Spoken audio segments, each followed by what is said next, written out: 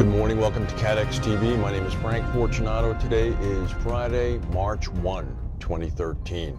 It's also the day that the sequester is going to begin to unfold in the United States. The budget will be cut by about $62 billion across the board.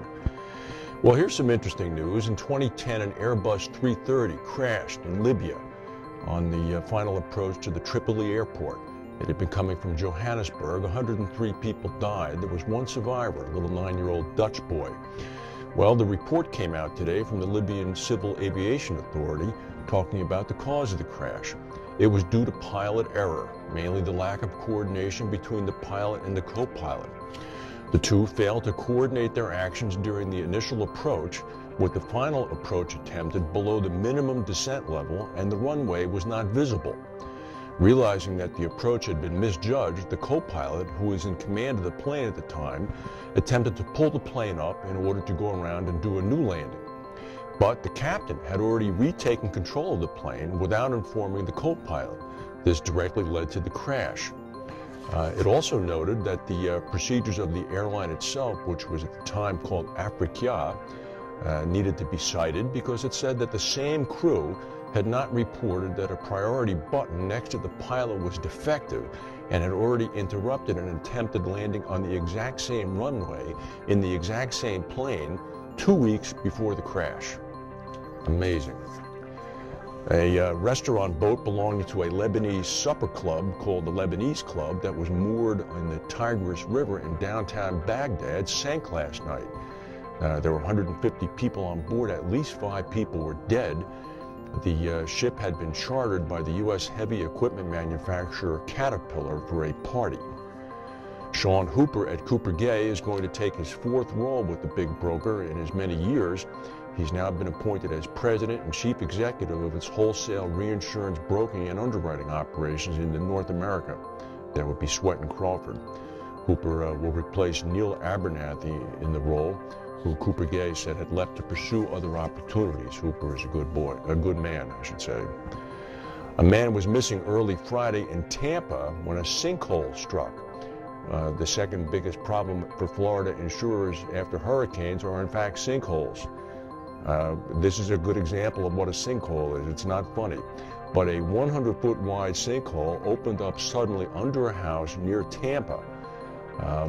Half of the house immediately fell into the sinkhole, including the bedroom where the 34-year-old man was sleeping. The man apparently woke up and began to cry out for help, but it was too late. Neighbors and other residents in the house rushed to his aid. However, half the house was already in the sinkhole at this point.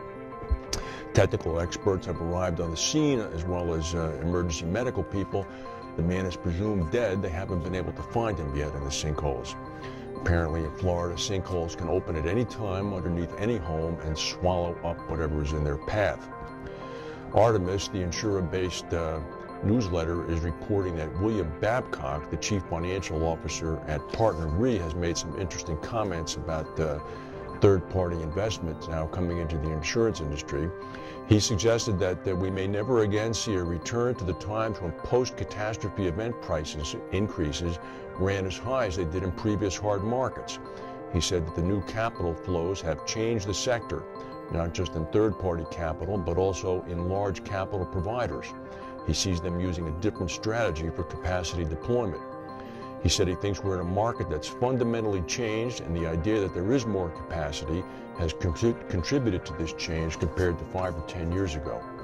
Babcock also noted that the pension funds, which have begun to become big players, can make a big difference in this game.